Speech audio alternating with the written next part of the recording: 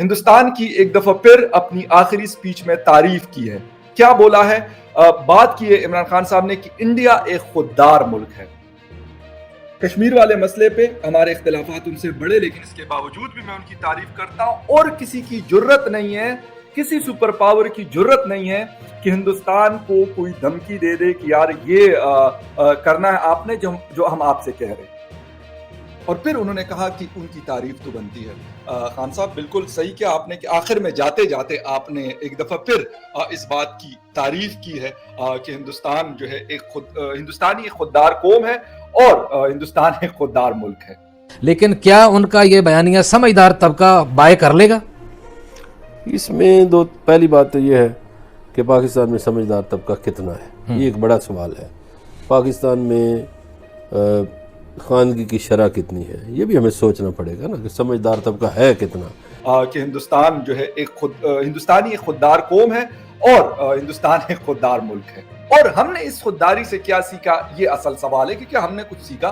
3.5 سال آپ کی بھی حکومت رہی، لیکن آپ نے اس خودداری سے کیا سیکھا؟ آپ نے اپنی تقاریر میں بہت سارا برا بلا آپ کہا کرتے تھے ان کے پرائم منسٹر کو، یہ ساری چیزیں بھی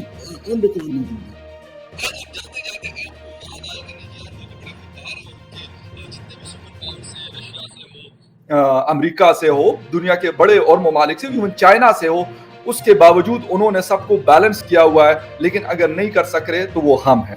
اور یہ انہوں نے کہا کہ کیا ہم ایک آزاد قوم بننا چاہتے ہیں یا غلام قوم بننا چاہتے ہیں. پھر انہوں نے کہا کہ میں نے ایک ونہیا عن المنکر والی جو جلسہ کیا ہوا تھا اس کا بھی انہوں نے ذکر کیا، اور بار بار مختلف قسم کی جو ہے نا وہ اسلامک چیزوں کا استعمال کر رہے تھے اور کوشش کر رہے تھے. لگتا ایسا ہے کہ ابھی عمران خان صاحب جاتے جاتے ان سارے حربوں کو، اور ہاں لیٹر والی کہانی پہ بھی بڑے پکے کھڑے رہے اور کہا کہ جی میرے خلاف یہ سازش ہوئی ہے اور میں قوم کو بتانا چاہتا ہوں لیکن میں لیٹر دکھا نہیں سکتا. سپریم کورٹ آف پاکستان نے اس لیٹر کو کیوں نہیں دیکھا، یہ بھی رونا رویا ہے خان صاحب نے. بھائی سپریم کورٹ آف پاکستان کو پتا تھا کہ وہ لیٹر کا کوئی وجود ہی نہیں ہے. وہ ہمارے اپنے ایمبیسڈر اسد مجید خان امریکہ میں انہوں نے لکھا، انہوں نے بھیجا. اس طرح کی ایمبیسیز ہمارے ہندوستان میں جو ہائی کمیشن ہے ان کی طرف سے بھی چیزیں آتی ہوں گی، رشیا سے بھی آتی ہوں گی، افغانستان سے بھی آتی ہوں گی. ڈفرنٹ قسم کے اوپینینز آتے ہیں. آپ کی ایمبیسیز وہاں پہ ہوتی ہے تو وہاں کی چیزوں کو مانیٹر کرتی ہے، اسی لیے تو وہ مطلب بیٹھے ہوتے ہیں. اس کے علاوہ انہوں نے امریکہ کو ایک دفعہ پھر آڑے ہاتھوں لیا اور کہا کہ یہ دیکھیں امریکہ کی وہ سازش میرے خلاف کامیاب ہوئی. انفارچونیٹلی افسوس ہوا مجھے. اور ہاں ساتھ میں یہ بھی کہا کہ مغرب کو میں بہت اچھے سے جانتا ہوں اور مغرب کے بعد میری پروفائل پڑی ہوئی ہے. خان صاحب آپ نے وہاں نوکری کرنی ہے کہ آپ کی پروفائل پڑی ہوئی، یا کیا وجہ ہے مغرب عمران خان کو ایک اچھے پاکستان کو عمران خان کے نام سے جانتی ہے. واو کیا بات ہے. یہ وہی عمران خان ہے جو ابھی 1 ماہ پہلے میلسی میں جلسہ کرتے ہوئے یورپی یونین کو انہوں نے پتہ نہیں کیا کچھ بولا ہوا تھا، وہ بھی ریکارڈ پہ موجود ہے، وہ کہیں گیا ہوا نہیں ہے. اچھا یہ بولا کہ ہم نے امریکہ سے پیسے لیے اس لیے وہ ہماری عزت نہیں کرتے. تو خان صاحب آپ نے سعودی عربیہ سے پیسے لیے، آپ نے کہا خودداری. آپ نے دبئی سے پیسے لیے، آپ نے کہا خودداری. آپ نے چین سے پیسے لیے، آپ نے کہا خودداری. آپ IMF کے پاس گئے، آپ نے کہا خودداری. اب مسئلہ یہ ہے کہ اتنے سارے لوگوں سے پیسے لے کے اور پھر آپ کہتے ہیں کہ نہیں جی ہم بڑی خوددار قوم ہیں اور ہم اپنے فیصلے اپنے گھر کے اندر کرتے ہیں. وہ بھی سب کے سامنے ہے کہ کون سے فیصلے ہیں جو آپ نے اپنے گھر کے اندر کیے. افسوس خیر یہ چیزیں جو ہے یہ سلسلہ رکا نہیں ہے. لیکن ایک چیز ہوئی ہے کہ عمران خان صاحب کے جانے کا صرف مطلب جسے کہتے ہیں کہ کل کے فیصلے آنے سے ابھی تک ٹوٹل 24 آورز ہوئے ہیں. یقین کریں ایک چیز تو ہوئی ہے، ڈالر کل 190 ٹچ کیا تھا اور آج وہ 186 پہ واپس آیا ہے. اور جو اکانومی کے ایکسپرٹس ہیں وہ کہہ رہے ہیں کہ صرف ایک سٹیٹمنٹ سے یعنی ایک فیصلے سے سپریم کورٹ آف پاکستان کے سٹیبلٹی نظر آنا شروع ہوئی ہے. پاکستان سٹاک ایکسچینج 700 پوائنٹس جو ہے وہ اوپر کی طرف گیا. یہ وہ چیزیں جو عمران خان صاحب کہتے ہیں کہ یار میرے جانے سے سپر پاورز کو کی جو خواہشیں تھی وہ پوری ہو رہی ہیں اور میں جا رہا ہوں.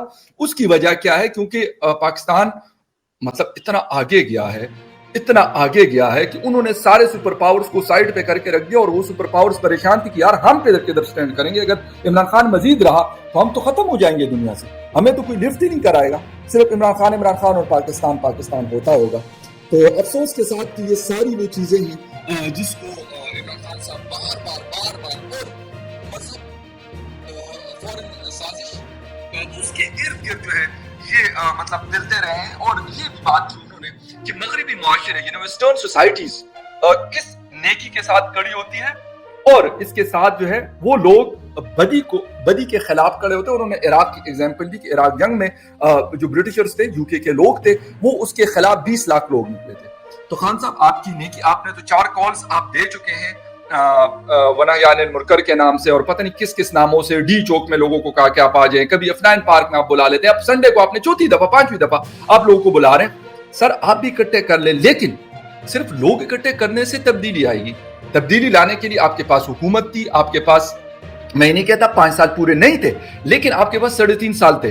کوئی ایسی ڈائریکشن کہ جس کے اوپر چلنا بندہ شروع کر دیتا ہے یا ملک اس ڈائریکشن پہ چلنا شروع کر دیتا ہے. میں نہیں کہتا کہ 3 سالوں میں سارے مسائل حل ہو جائیں گے یا 5 سالوں میں سارے مسائل حل ہو جائیں گے, لیکن کم از کم ایک ڈائریکشن کی طرف جب آپ چلنا شروع کر دیتے ہیں تو کچھ نہ کچھ بہتری آنا شروع ہو جاتی ہے. ہم جس چیز کو دیکھتے ہیں, فورن پالیسی کو دیکھتے ہیں تو ڈوبی ہوئی ہے.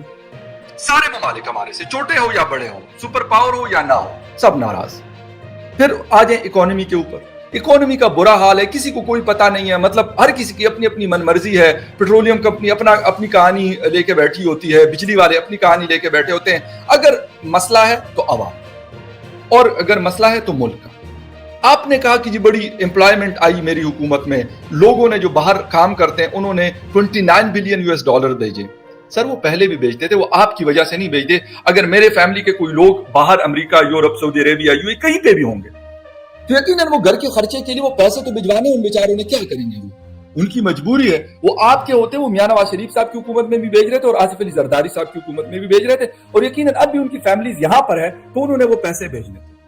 لیکن خان صاحب جو ہے وہ خان صاحب یہ کہتے ہیں کہ اچھا میرے کھاتے میں اور برا جو ہے وہ کسی اور کے کھاتے میں. انہوں نے ایک دفعہ پھر آصف علی زرداری, مولانا فضل الرحمان, میاں نواز شریف, ان کو پھر ایک دفعہ پھر آڑے ہاتھوں لیا. حالانکہ سپورٹس مین اسپرٹ تو یہ ہونی چاہیے تھی کہ یار آج آخری میری لاسٹ اسپیچ ہے, کل ووٹ اپنا کانفیڈنس ہے, اگر میں نہیں ڈیلیور کر سکا, مجھ سے وہ غلطیاں ہوئی, آپ ان غلطیوں کو درست کر لیں.